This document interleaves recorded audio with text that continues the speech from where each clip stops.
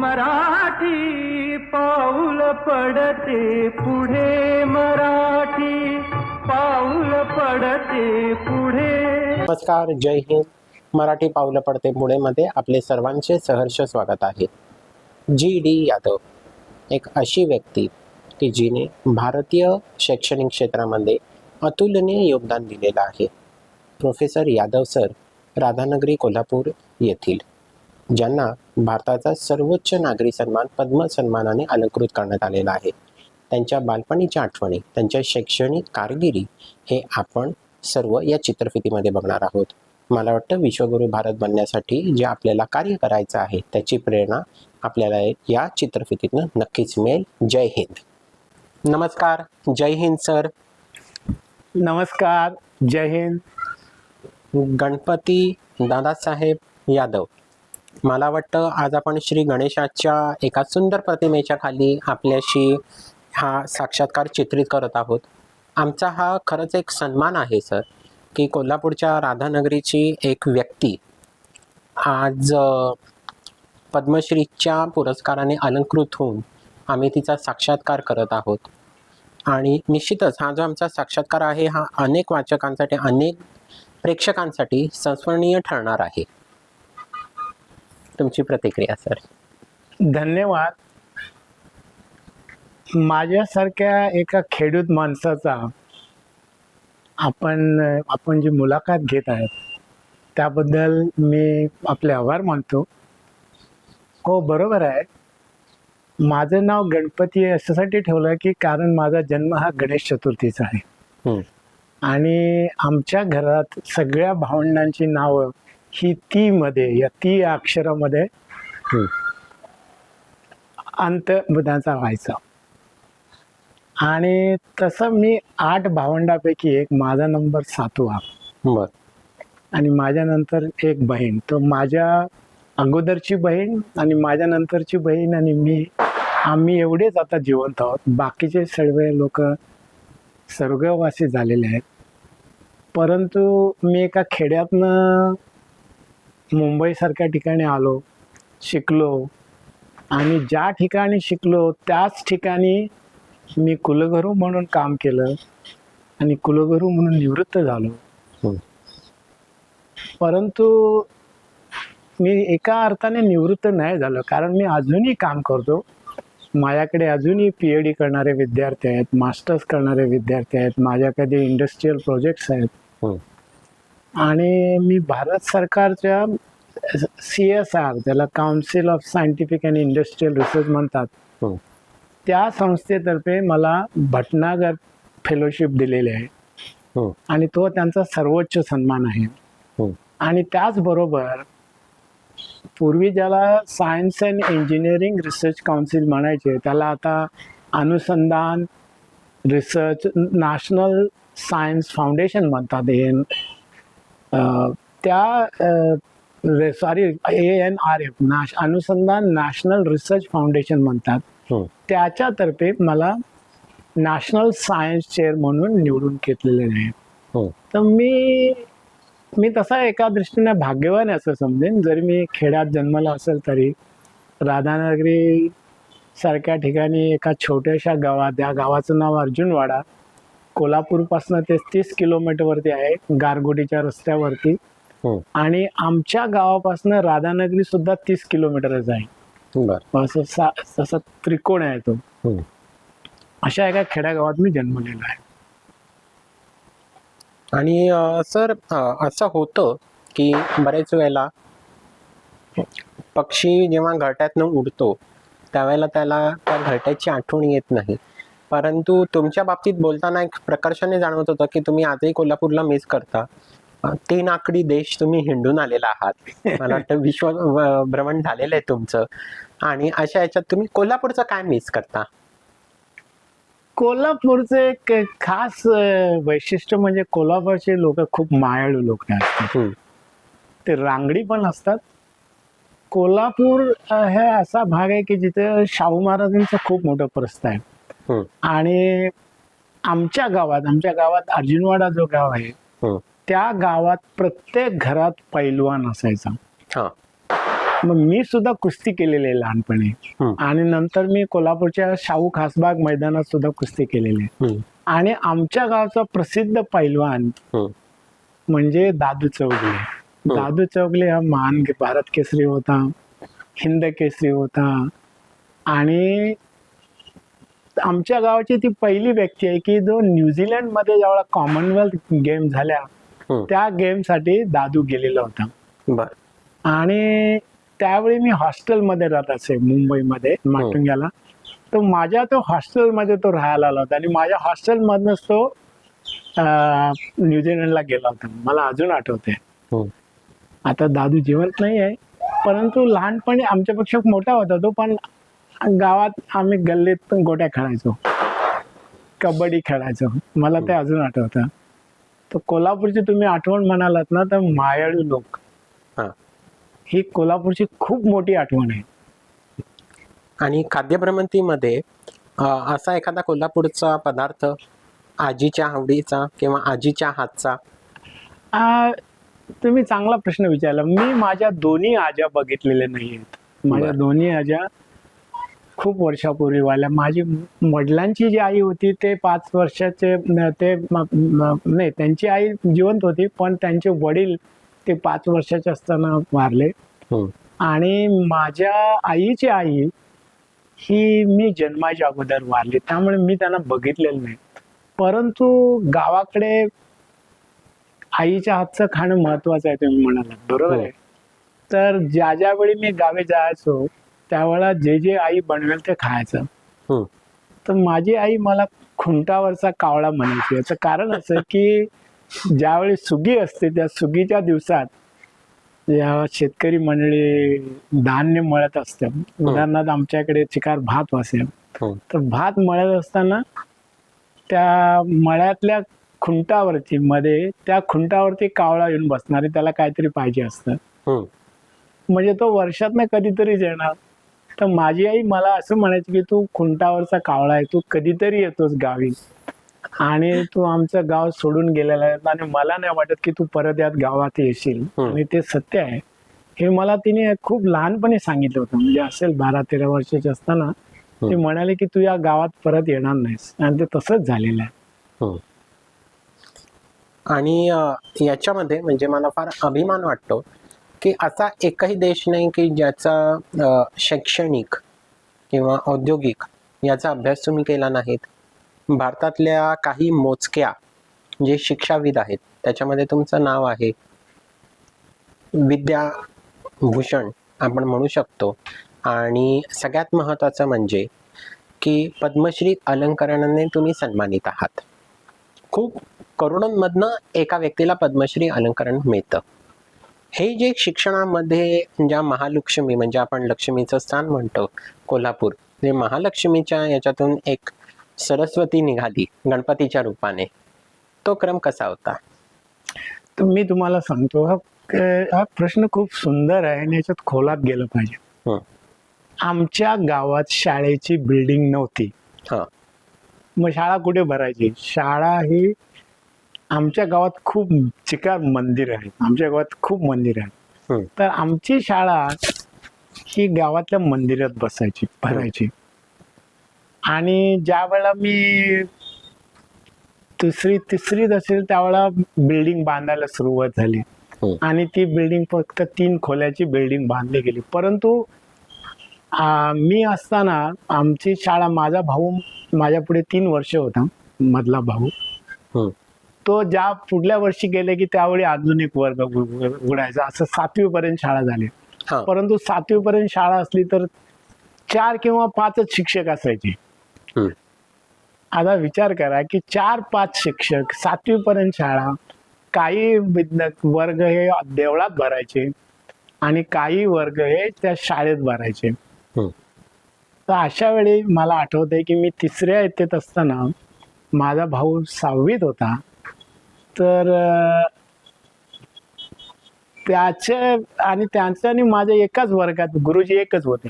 तर मग निम्मा वर्ग हा 3ऱ्या इयत्तेच्या मुलांचा आणि 6वीचा दुसरा.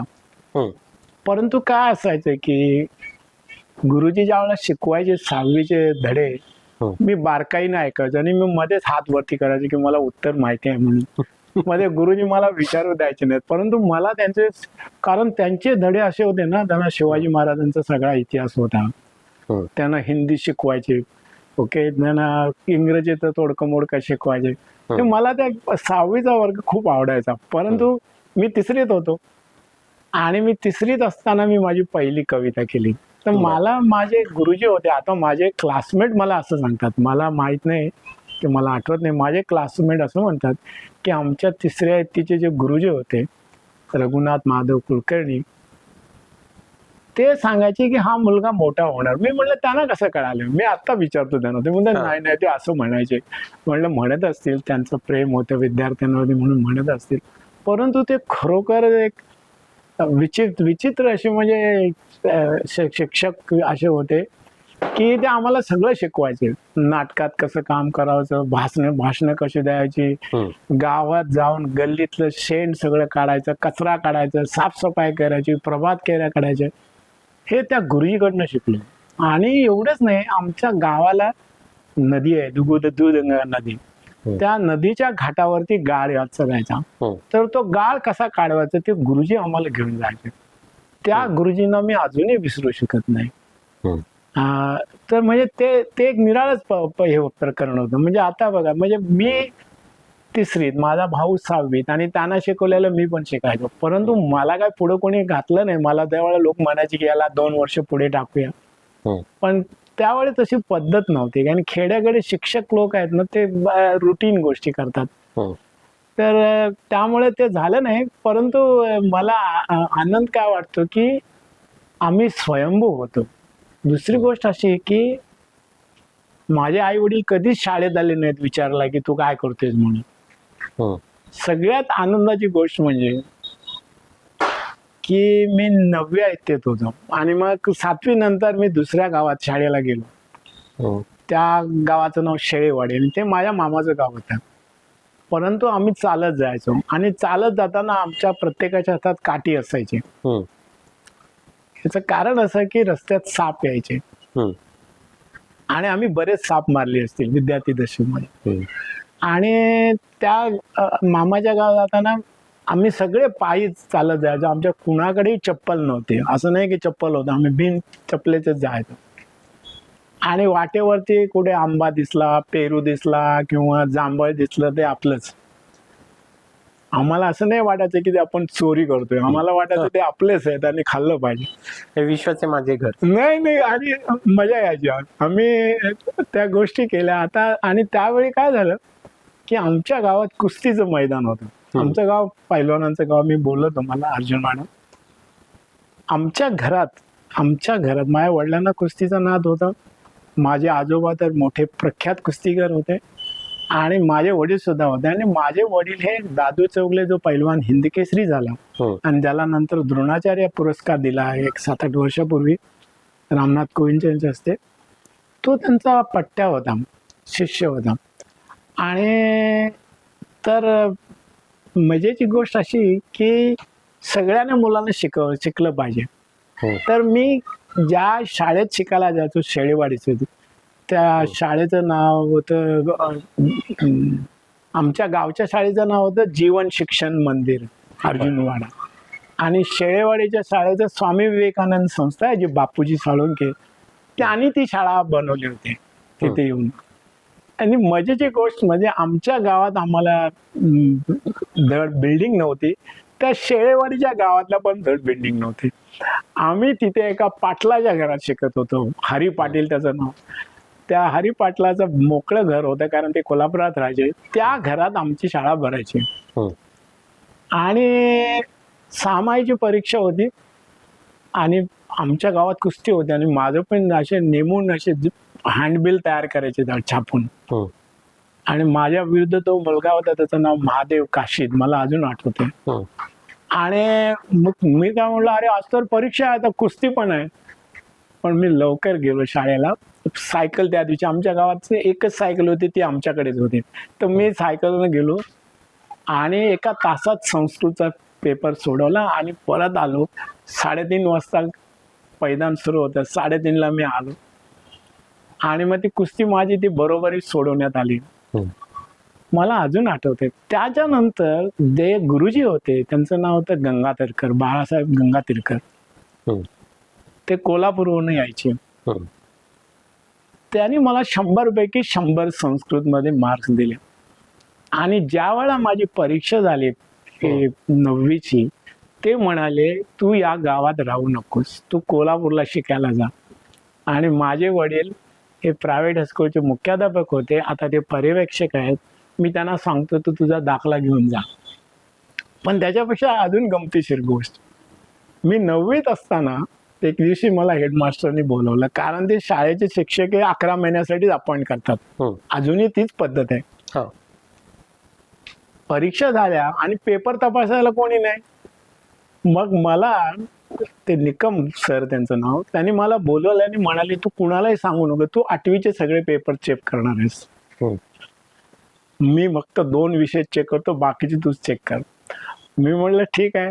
मी म्हणलं कुणालाही सांगणार नाही. ते म्हणाले मी कोणाला सांगायचे. मी चेक केले, परीक्षेत निकाल वगैरे लागला. माझेच सवंगडी माझ्याबरोबर होते, त्यांना माहीत नव्हते की मी पेपर चेक केलेत. मी आता तुम्हाला सांगू शकतो, कारण निकम सर या जगात नाही आहे. त्यांनी माझ्याकडनं वचन घेतलं होतं की मी जिवंत असेपर्यंत कुणाला सांगायचं नाही.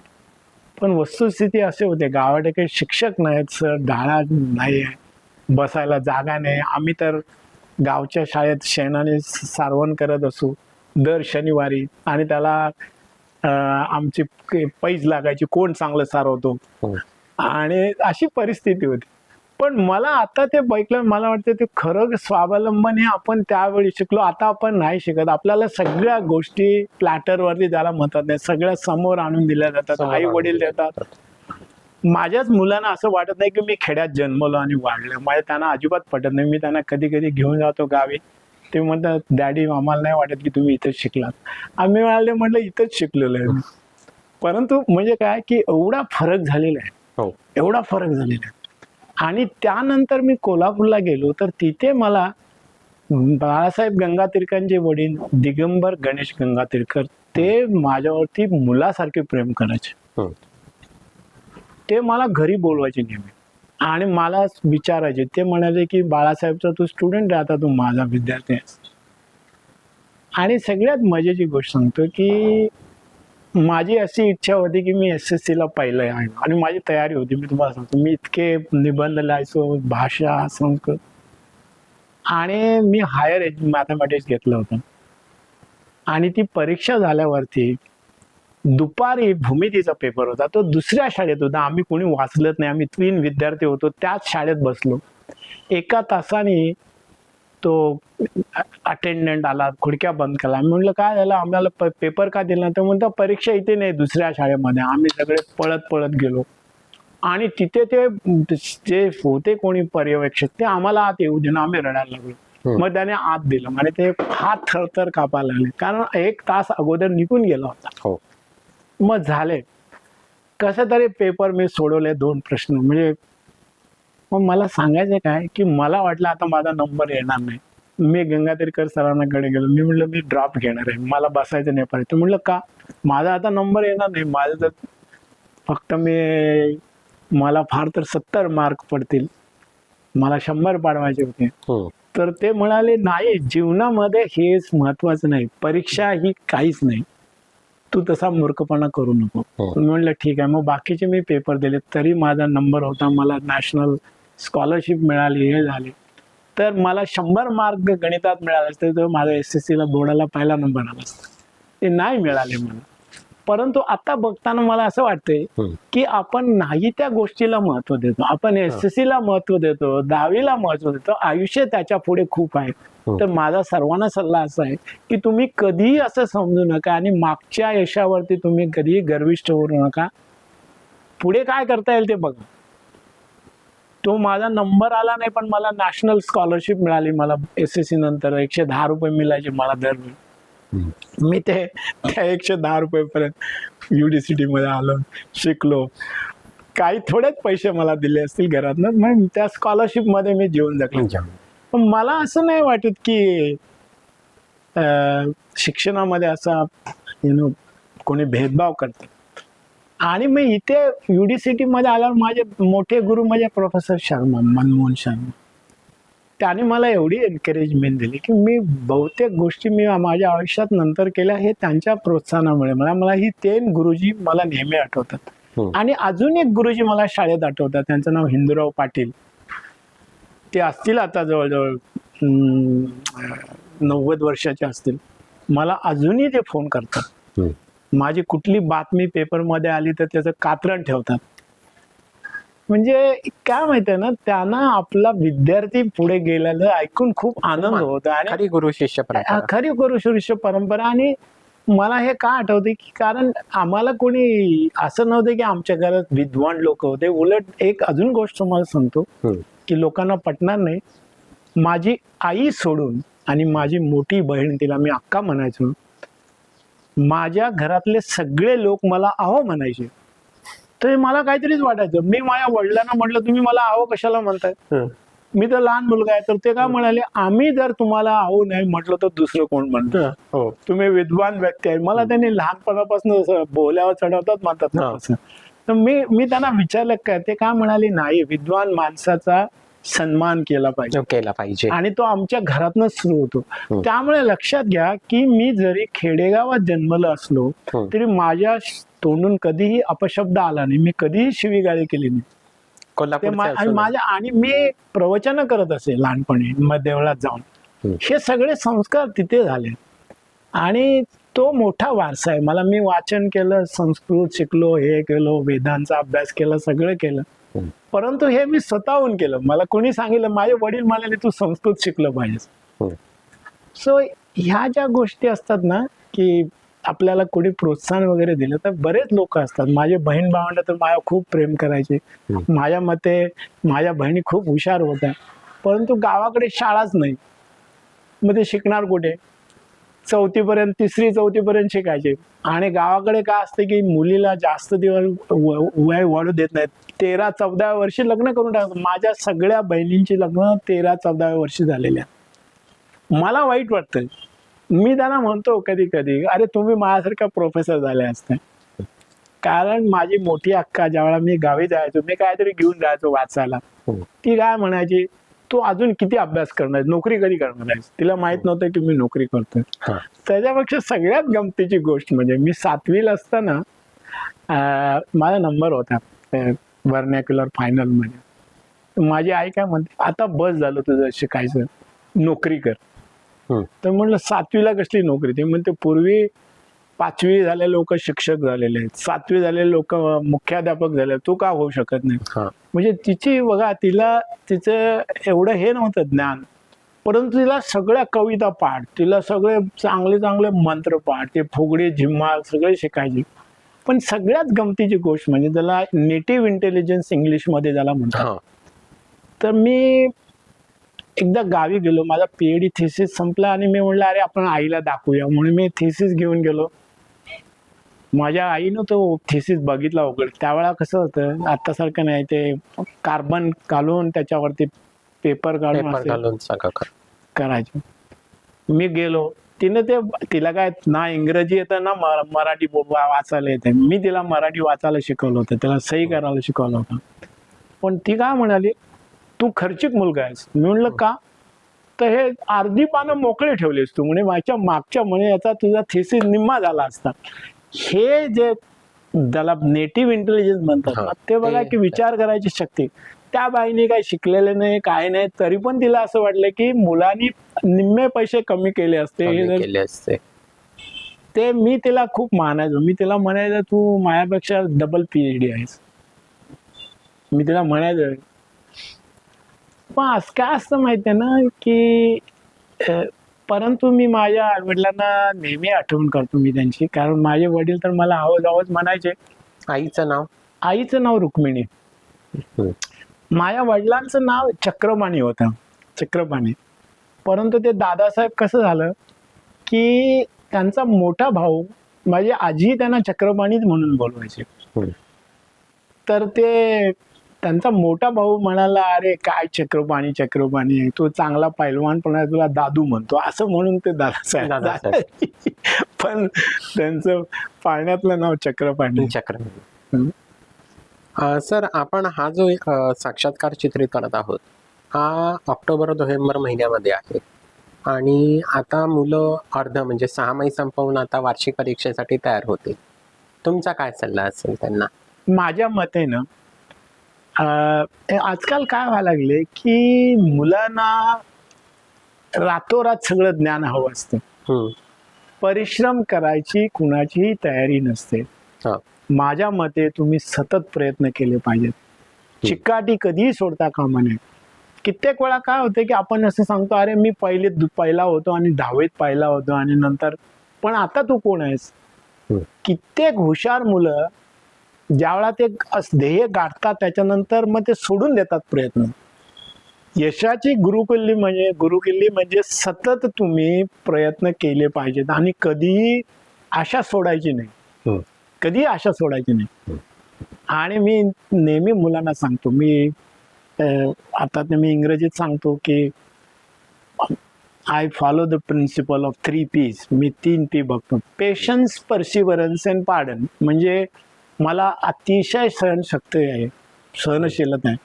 मी कधीही असं समजत नाही की अरे आता आपले संपलं सगळं, असं कधीच नाही. मी म्हणतो उद्याचा दिवस हा आजच्या दिवसापेक्षा चांगला आणि मोठा असेल आणि आपण ते लक्षात द्या. आणि तिसरी गोष्ट म्हणजे पार्डन. लोकांना माफ करायला शिकलं पाहिजे. कित्येकदा लोक असं करतात की आपल्यावरती हल्ला करतात, मग शाब्दिक हल्ला असतो किंवा आपण त्याला म्हणायचं तुला कळत नाही मी काय करतोय, तुला मी माफ करतो. त्या माणसाला रात्रीची झोप येणार नाही, पण आपण शांतपणे झोपू इच्छितो. मी तुम्हाला एकदम नजदीकचं एक उदाहरण देतो. 1 महिन्यापूर्वी मी दिल्लीमध्ये होते एका कॉन्फरन्समध्ये आणि एक मंत्री येणार होते त्याचे चीफ गेस्ट म्हणून. ते आले नाहीत आणि मी गेस्ट ऑफ ऑनर होते. म्हणाले सर तुम्ही चीफ गेस्ट आहे. म्हणलं ठीक आहे. मग मी एका विषयावरती बोलताना मी बोललो आणि मी म्हटलं मला काही प्रश्न आहेत का? तर एक व्यक्ती अशी उठली आणि माझ्याकडे बघून म्हणाले you are a mad scientist, असं म्हणाले तुम्ही. तर मी काय बोललो, मी म्हटलं काय प्रॉब्लेम काय तुमचा? तर मी म्हटलं आय विल आन्सर दॅट, तुम्ही माझ्याशी बोला. तो अद्वा बोलत होता. त्या ऑर्गनायझर्सना वाईट वाटलं की अरे आपल्या चीफ गेस्टला कोणीतरी माणूस बसून असे शब्द वापरतो. तर मी म्हटलं तुम्ही कुठे शिकलात, काय शिकलात? तर तो म्हणाला मी IIT खरगपूरमध्ये शिकलो, IIM अहमदाबादमध्ये शिकलो. तर मी म्हटलं तुम्ही चांगल्या शाळेत शिकले, कॉलेजेसमध्ये शिकलेले आहेत, पण तुमची भाषा योग्य नाही. तुम्ही भाषा चांगली शिका पहिल्यांदा. तुम्हाला किती जरी राग आला तर भाषा ही चांगलीच वापरली पाहिजे. तरी पण तो ऐकायला तयार नाही. तो अजून काहीतरी बोलला. मग लोकांनी त्याला उचलला आणि बाहेर नेऊन ठेवला. आणि माझं भाषण झाल्यानंतर लोक मला म्हणाले की सर तुम्ही कसा काय संयम ठेवला? तर मी म्हटलं त्याच्यावर रागवून उपयोग काय? तो माणूस बोलायचा ते बोलून गेला. त्यांनी मला विद्वान जरी म्हटलं तर मी विद्वान होत नाही, त्यांनी मला मूर्ख म्हटलं तरी मी ओळख होत नाही. मी आहे तोच आहे. तर क्षमा करणे, क्षमा वीरस्य भूषणम म्हणतात. क्षमा ही शूर माणसाचं भूषण आहे, अलंकार आहे. तर आपण क्षमा करायला शिकलं पाहिजे. तेच यशाचं मोठं गमक आहे असं माझं. म्हणजे निश्चितच हल्ली एक तरुण पिढीमध्ये रिव्हेंज नावाचा एक प्रकार असतो. तो न करता जर आपण क्षमा किंवा संयम आणि श्रमामध्ये सातत्य जर ठेवलं तर निश्चितच आपण त्या देशाच्या सर्वोच्च नागरी पुरस्कारापर्यंत पोहोचू शकतो. मला वाटतं हेच आपल्या या साक्षात्काराचं एक अजेंडा किंवा एक गणित आहे. मनपूर्वक धन्यवाद सर. खूप महत्वाची माहिती आज नमस्कार साहेब, तुम्ही माझी मुलाखत घेतल्याबद्दल आणि माझे मनोगत व्यक्त करायची संधी दिल्याबद्दल मी आपला आभारी आहे. धन्यवाद. धन्यवाद सर.